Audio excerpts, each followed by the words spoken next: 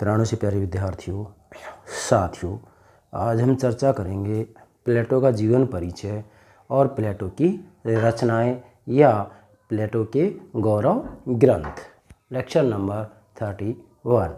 Dear students, हमने अभी तक आपको प्लेटो से पहले का जो राजनीतिक चिंतन है वो अच्छे से समझा दी है। मतलब सोफिस्ट राजनीतिक चिंतन, सुकरात का राजनीतिक चिंतन, सिनिक्स और साइरेनेइक्स विचारधारा, ये चारों बातें मैंने समझा दी हैं। आज हम प्लेटो के राजनीतिक चिंतन से शुरू करते हैं। बेटा, प्लेटो से ही व्यवस्थित रूप में, क्रमबद्ध रूप में राजनीतिक चिंतन का श्री गणेश होता है। इसीलिए प्लेटो को राजनीति दर्शन का जनक माना जाता है, राजनीति सिद्धांत का जनक माना जाता है। अब हम प्लेटो के राजनीतिक विचारों को गंभीरता में जाकर, गहराई में जाकर समझें। इसके लिए ज़रूरी है, क्या ज़रूरी है, जैसे कि मैंने आपको पहले बताया था कि भाई पश्चिमी राजनीतिक विचारकों के विचारों को समझने के लिए, भारत के राजनीतिक विचारकों के विचारों को समझने के लिए हमें कुछ उपागम ऐसे हैं जिनकी मदद लेते हुए इनको समझना है। और वो 5 उपागम मैंने अपलोड कर दी हैं, जैसे शब्दार्थ मीमांसा उपागम, जीवनी मूलक उपागम, यश ऐतिहासिक उपागम, दार्शनिक उपागम, संश्लेषणात्मक उपागम। ये 5 उपागम मैंने इस रूप में समझाए हैं कि आप भले प्लेटो, अरस्तु, एक्विनास, मैकियावली, होब्स, लोक, रूसो को समझें, या हमारे भारत के अंतर्गत मनु, कौटिल्य, शुक्र, बृहस्पति, सोमदेव, सुरुई, या मैं कहूँगा जो है पुराण, पुराण, रामायण, महाभारत, इनकी भी आप इन उपागमों के माध्यम से व्याख्या कर सकते हैं। ठीक है बेटा। तो सबसे पहले हम प्लेटो की जीवन परिचय की चर्चा करेंगे। उसके बाद में प्लेटो ने अपने जीवन काल में कौन कौन सी रचनाएं लिखी हैं। वैसे इनकी रचनाओं की संख्या लगभग 36 बताई जाती है, लेकिन महत्वपूर्ण इनकी जो रचनाएं हैं बेटा वो 12 हैं, जिनका कि मैंने यहाँ एक एक करके क्रम से नाम नोट कर दिया है। ठीक है बेटा, अब हम शुरू करें। अच्छा, अब प्लेटो के जीवन परिचय को हम समझाएं उससे पहले आपको ध्यान में रखना है क्या कि बेटा प्लेटो का गुरु कौन था? सुकरात। और सुकरात को, जो कि यूनान के एथेंस नगर राज्य का जन्मजात नागरिक था, कौन? सुकरात। और प्लेटो भी एथेंस का है। तो एथेंस के लोकतांत्रिक शासकों ने सुकरात को बिना किसी गलती के मृत्युदंड दिया था। अब जब सुकरात को मृत्युदंड दिया गया, जब सुकरात को जहर का प्याला पिलाया गया, उस समय प्लेटो सुकरात के पास मौजूद था। अब जब एक शिष्य अपने गुरु के पास बैठा हो और गुरु को बिना किसी गलती के मृत्युदंड दिया जाए, अगर वाकई शिष्य है तो क्या उसका खून खोल नहीं उठेगा? तो प्लेटो का भी खून खोल उठा था उस समय कि ऐसी कौन सी राजनीतिक व्यवस्था हो, ऐसी कौन सी राजनीति हो जिसमें सुकरात जैसे महान मनुष्य के साथ दोबारा ऐसी घटना ना घटे। मतलब अब सुकरात को मृत्युदंड दे दिया गया, ठीक है, लेकिन आगे से ऐसा ना हो, तो इसके लिए प्लेटो ने अपनी रचना रिपब्लिक लिखी थी। ठीक है, तो मैंने जैसे कहा शुरुआत ही किया है मैक्सी के शब्दों में। अब आप स्वयं समझ जाएंगे, हम पीछे जो आपको सोफिस्ट और सुकरात समझाए हैं उसी से इसको जोड़ते हुए ले रहे हैं। मैक्सी कह रहे हैं कि सुकरात जो कि प्लेटो का गुरु था, जो कि गलियों में, चौराहों में घूम फिर करके लोगों से प्रश्न पूछता था। सुकरात ने प्लेटो के रूप में, आपको नोट करना है ये, सुकरात ने प्लेटो के रूप में फिर शरीर धारण किया। क्योंकि जब सुकरात को मृत्युदंड दिया गया था तो उससे पहले सुकरात ने कहा था कि मैं एक शरीर नहीं हूँ। सुकरात कह रहे हैं मैं एक शरीर नहीं हूँ, मैं एक विचार हूँ और विचारों की कभी मृत्यु नहीं होती है। और सत्ताधारियों, तुम मेरी मृत्यु पर जो ये आनंद, ये जो आनंद खुशियाँ मना रहे हैं, इस तरीके से आप विरोधियों को दबा करके कभी भी विरोध को शांत नहीं कर सकते। सुकरात ने कहा कि मेरे मरने के बाद में मेरे विचार और आगे बढ़ेंगे, और सुकरात के विचार सुकरात ने प्लेटो के रूप में पुनः शरीर धारण कर लिया। मतलब सुकरात के विचारों को प्लेटो ने आगे बढ़ाने का कार्य किया है, ये आपको ध्यान में रखना है। ठीक है बेटा, चलिए अब पहली बात तो आप ये नोट करेंगे मैक्सी के शब्दों में, मुझे विश्वास आप नोट कर लिया होगा। सुकरात ने प्लेटो के रूप में, नोट करें, सुकरात ने प्लेटो के रूप में फिर शरीर धारण किया, क्योंकि सुकरात ने स्वयं ने कहा था कि मैं एक शरीर नहीं हूँ, मैं विचार हूँ, और मेरे मरने के बाद में मेरे विचार और आगे बढ़ेंगे। तो इन विचारों को आगे बढ़ाने का काम इनके शिष्य प्लेटो ने किया। और व्यवस्थित रूप में राजनीतिक चिंतन का श्री गणेश प्लेटो से होता है, इसलिए राजनीति दर्शन का जनक जो है प्लेटो को माना जाता है। बेटा, प्लेटो के समय में यूनान, जिसमें दो महत्वपूर्ण नगर राज्य थे, एथेंस और स्पार्टा। ठीक है बेटा, तो सुकरात भी जो है एथेंस का था और प्लेटो भी एथेंस का था। तो प्लेटो के समय, सुकरात के समय का जो यूनान था वो एक राजनीतिक प्रयोगशाला थी। क्यों? क्योंकि यूनान में जितने भी नगर राज्य थे, जैसे एथेंस है, स्पार्टा है और भी ढेरों हैं, इनमें आए दिन शासन प्रणालियों में परिवर्तन होता था। और आए दिन ही नहीं बल्कि एक दिन में ही कितनी ही बार शासन प्रणालियाँ बदलती थी। कभी लोकतंत्र आ जाता है, कभी लोकतंत्र आ जाता है, कभी राजतंत्र आ जाता है, कभी कुलीन तंत्र आ जाता है, कभी जो है धनिक तंत्र आ जाता है। तो इस तरीके से जो है इनमें परिवर्तन चक्कर चलता रहता था। इसलिए हम कह सकते हैं कि प्लेटो के समय का जो यूनान था वो एक राजनीतिक प्रयोगशाला थी, उसमें वास्तविक रूप में नए नए प्रयोग करके देखे जाते थे। प्लेटो प्रथम राजदार्शनिक था, जैसा कि मैंने आपको पहले ही बता दिया है, राजनीति दर्शन का जनक प्लेटो है। मतलब डेफिनेटली मैं यहाँ कह सकता हूँ कि व्यवस्थित रूप में, क्रमबद्ध रूप में राजनीतिक चिंतन की शुरुआत प्लेटो से होती है। प्लेटो से पहले राजनीतिक चिंतन तो था, लेकिन वो व्यवस्थित और क्रमबद्ध नहीं था, वो अव्यवस्थित था, अक्रमबद्ध था। इसलिए प्लेटो को ही राजनीति दर्शन का जनक कहा जाता है। ठीक है बेटा, अब आगे बढ़ते हैं। अब मैं यहाँ पर प्लेटो के 2-3 वाक्यांश हैं वो आपको समझाऊंगा, इससे आप समझ जाएंगे कि वाकई प्लेटो क्यों प्रथम राजदार्शनिक कहलाते हैं। प्लेटो प्रथम राजनीति दार्शनिक क्यों है? प्लेटो प्रथम राजनीतिक सिद्धांतकार क्यों है? ढेरों बातें हैं, लेकिन मैंने यहाँ केवल 2-3 बातें नोट की हैं जिससे कि आप समझ जाएंगे कि वाकई प्लेटो क्या है। बेटा, प्लेटो ने अपनी रचना रिपब्लिक में साफ लिखा है, क्या लिखा है कि राज्य व्यक्ति का विराट रूप है। प्लेटो कह रहे हैं कि जो राज्य है वो व्यक्ति का ही विराट रूप है। कैसे? प्लेटो कह रहे हैं कि जैसे व्यक्ति में सतोगुण, रजोगुण और तमोगुण, सत, रज और तम, जैसे व्यक्ति में सतोगुण, रजोगुण और तमोगुण का समन्वय होता है और सतगुण की प्रधानता होती है, उसी प्रकार से आदर्श राज्य में भी सतगुण, रजगुण और तम गुण का समन्वय होना चाहिए। कैसे? मैं समझाऊंगा। जैसे कि प्लेटो कह रहे हैं कि भाई राज्य व्यक्ति का विराट रूप है, राज्य व्यक्ति का विराट रूप है। तो थोड़ा सा आप इधर आइएगा, मैं यहाँ इसको समझाना चाहता हूँ।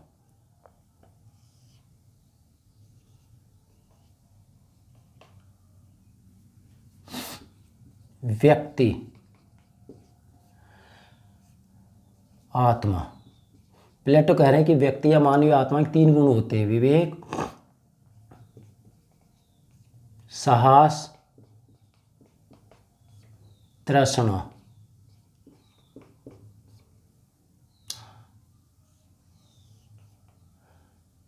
राज्य, अब यहाँ पर जो है व्यक्ति के आत्मा के विवेक तत्व से समाज में जितने बुद्धिमान होते हैं उनसे एक वर्ग का निर्माण होता है, दार्शनिक शासक वर्ग। दार्शनिक शासक वर्ग, समाज में जितने भी साहसी लोग होते हैं उनसे मिलकर के एक वर्ग का निर्माण होता है जिसे सैनिक वर्ग कहा जाता है। और समाज में जितने भी तृष्णा, क्षुधा, भूख से संबंधित लोग होते हैं उनसे मिलकर के एक वर्ग का निर्माण होता है जिसे उत्पादक वर्ग कहा जाता है।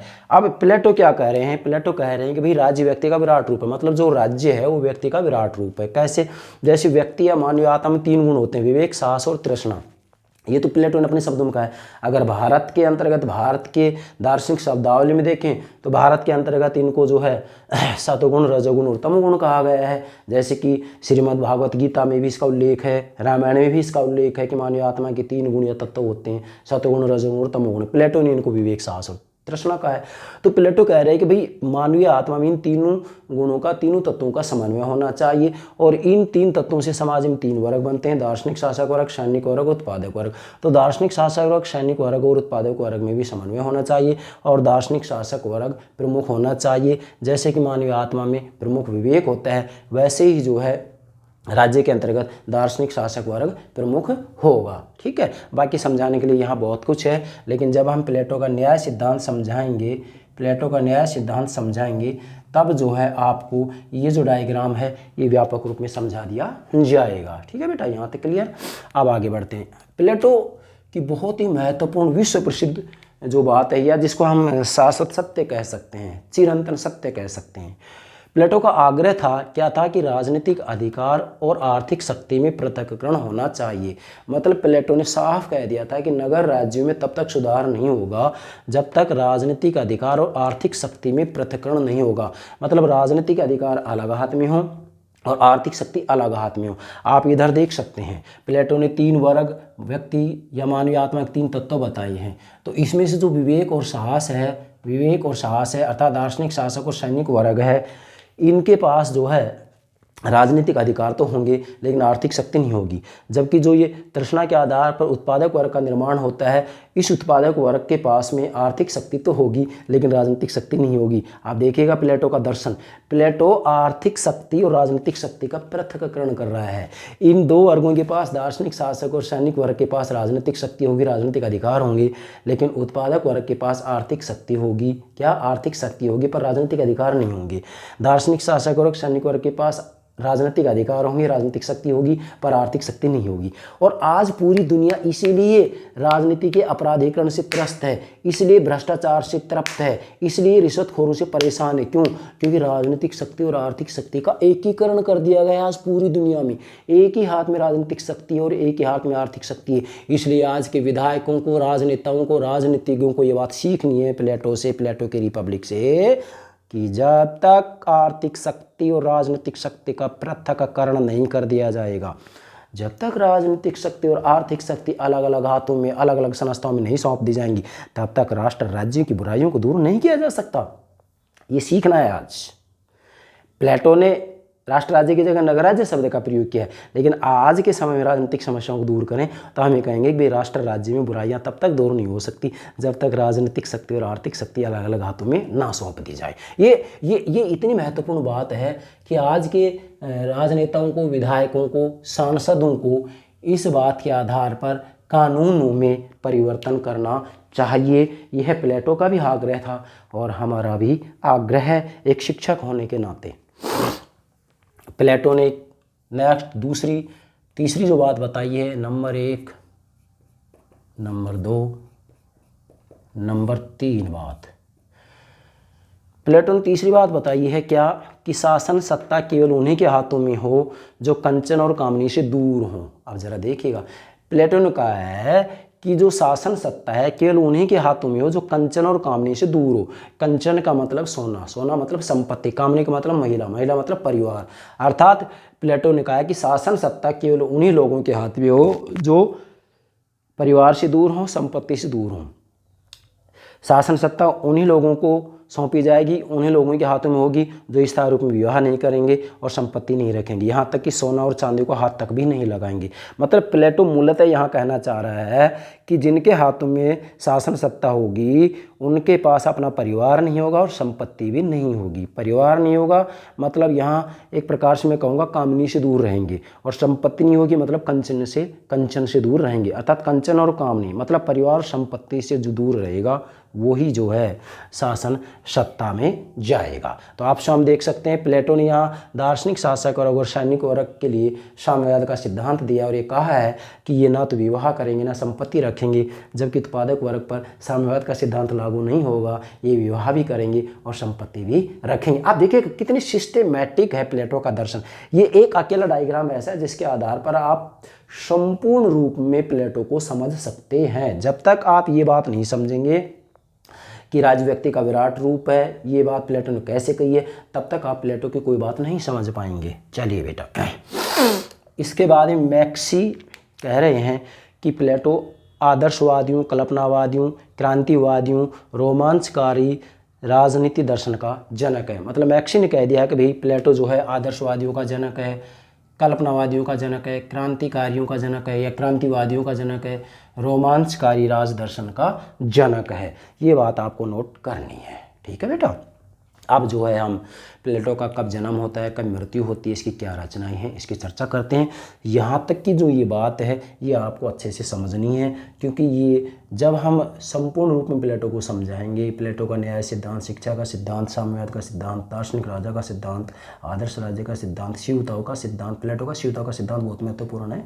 इनको समझाएंगे तो ये सारी बातें हमारी काम आएंगी। चलिए अब इसके बाद में आगे साधारण सी बातें हैं। प्लेटो का जन्म यूनान के नगर राज्य एथेंस में 428 से 27 ईसा पूर्व में होता है। यूनान के एथेंस नगर राज्य में 428 ईसा पूर्व से 27 ईसा पूर्व। इनके पिता का नाम अरिस्तोन है, इनकी माता का नाम पेरिकतियोन है। बेटा ये नोट करना, ये क्वेश्चन पूछ लिया जाता है। पिता है एरिस्तोन, माता पेरिकतियोन, पेरिकतियोन है।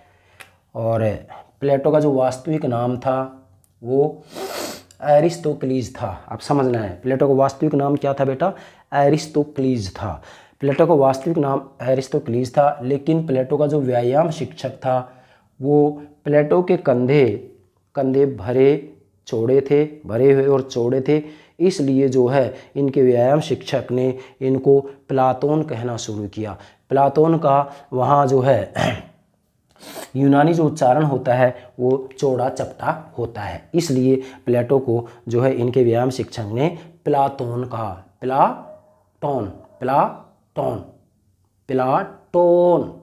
प्लाटोन कहा। इसके बाद में प्लेटो जो है 386 ईसा पूर्व में अकादीमस की वाटिका मोल ली और इन्होंने अपना अकादमी खोला। मतलब प्लेटो का जो शैक्षणिक संस्था था उसका नाम था अकादमी। क्या नाम था बेटा, अकादमी। प्लेटो के शैक्षणिक संस्था का नाम था अकादमी।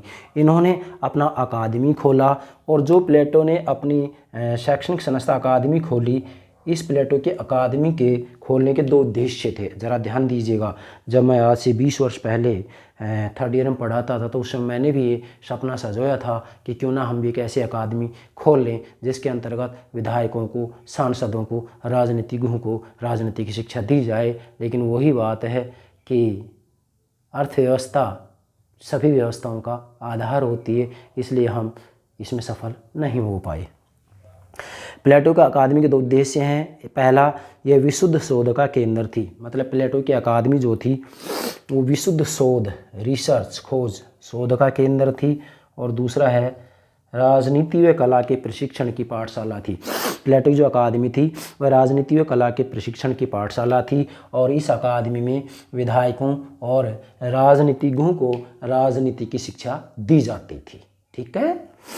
इसके बाद में 81 वर्ष की आयु में प्लेटो अपने शिष्य के विवाह समारोह में सम्मिलित होते हैं और रात्रि में वहीं पर विश्राम करते हैं। जब सुबह उनके शिष्य मतलब वर वधू आशीर्वाद लेने के लिए प्लेटो के कमरे में जाते हैं, तो जैसे प्लेटो के कमरे में जाते हैं तो प्लेटो चीर निद्रा में विलीन हो चुका था। क्या, प्लेटो चीर निद्रा में विलीन हो चुका था। अतः हम कह सकते हैं कि दार्शनिकों को राजा बनाने वाला और राजा को दार्शनिक बनाने वाला मृत्यु की रिपब्लिक में पहुंच चुका था। क्या, दार्शनिकों को राजा बनाने वाला और राजा को दार्शनिक बनाने वाला मृत्यु की रिपब्लिक में पहुंच चुका था।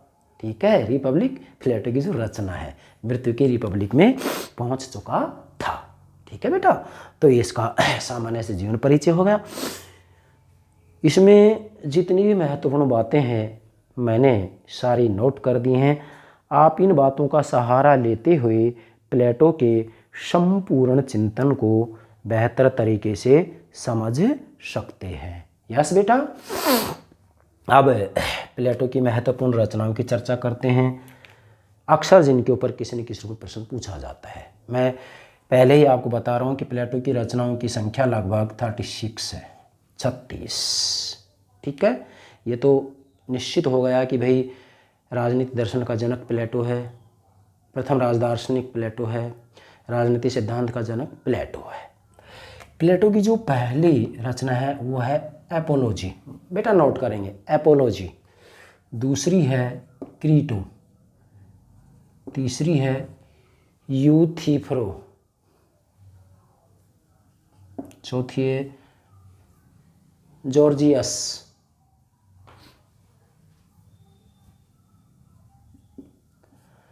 पांचवी है मीनो,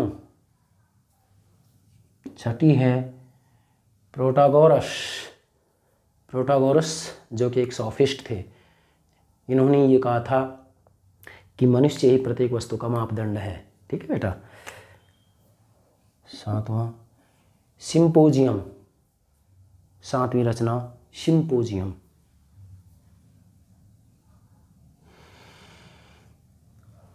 आठवीं रचना है फेडो,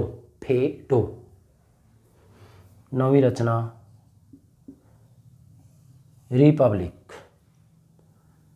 प्लेटो की रिपब्लिक प्लेटो की रचनाओं में सबसे महत्वपूर्ण रचना है और राजनीति विज्ञान के विद्यार्थियों के लिए तो ये बहुत महत्वपूर्ण रचना है। क्या रिपब्लिक? मैं तो ये कहूँगा कि राजनीति विज्ञान के सभी विद्यार्थियों को रिपब्लिक का 2 बार 3 बार तो अध्ययन करना ही चाहिए। रिपब्लिक का हिंदी अर्थ होता है आदर्श नगर राज्य व्यवस्था। मतलब प्लेटो ने जो अपनी रिपब्लिक लिखी है, ये जब इनके गुरु सुकरात को मृत्युदंड दिया गया तब इन्होंने तय किया था, कौटिल्य की तरह प्रतिज्ञा की थी, भारत के कौटिल्य की तरह प्रतिज्ञा की थी कि ऐसी कौन सी राजनीति हो, ऐसी कौन सी राज्य व्यवस्था हो जिसमें सुकरात जैसे महान मनीषी के साथ दोबारा ऐसी घटना ना घटे। सुकरात को मृत्युदंड दिया गया था बिना किसी कारण के, तो इसलिए इन्होंने जो है अपनी रिपब्लिक लिखी और रिपब्लिक का मूल लक्ष्य था आदर्श राज्य की स्थापना। इस आदर्श राज्य में दार्शनिक राजा का शासन होगा और जो दार्शनिक राजा होगा वह न्याय के ऊपर शासन संचालित करेगा। 10वीं रचना है सोफिस्ट, 11वीं रचना है स्टेट्समैन और 12वीं रचना है लॉज। ये प्लेटो की अंतिम रचना है लॉज। राजनीति विज्ञान के विद्यार्थियों के लिए लॉज भी बहुत महत्वपूर्ण है।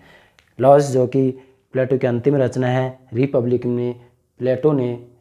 में प्लेटो ने दार्शनिक राजा के शासन की बात की, लेकिन जब प्लेटो को अपने जीवन काल में इसमें सफलता नहीं मिली तो ऐसी स्थिति में इन्होंने अपनी अंतिम रचना लॉज में कह दिया कि ऐसा दार्शनिक राजा ना मिले तो कानून का शासन ही ठीक है। और जैसे ही प्लेटो ने अपनी रचना लॉज लिखी तो यहाँ प्लेटो अपनी बात का समापन करते हैं और प्लेटो जैसे ही लॉज में कानून में अपनी बात का समापन करते हैं और ये कहते हैं कि भाई जब दार्शनिक राजा मिल ही नहीं रहा है तो कानून का शासन ही सही है। तो यहीं से अरस्तु अपनी बात की शुरुआत करते हैं। इसलिए अरस्तु ने पहली बार में ही शुरू में ही ये कह दिया कि कानून का शासन ही श्रेष्ठ शासन होगा। ठीक है बेटा, तो ये हो गई प्लेटो की 12 रचनाएं। मुझे विश्वास है आज आप ये दोनों बातें समझ गए होंगे, प्लेटो का जीवन परिचय और प्लेटो की रचनाएं। यस बेटा, इसके बाद में प्लेटो की हम चिंतन की जो पद्धतियां हैं, प्लेटो के चिंतन की जो पद्धतियां हैं वो अगले लेक्चर में समझाएंगे। पद्धतियां समझने के बाद में आपको प्लेटो को समझने में कहीं कोई दिक्कत नहीं आएगी। मुझे विश्वास है आज की सभी बातें आप बेहतर तरीके से समझ गए होंगे। यस बेटा, okay, thank you very much.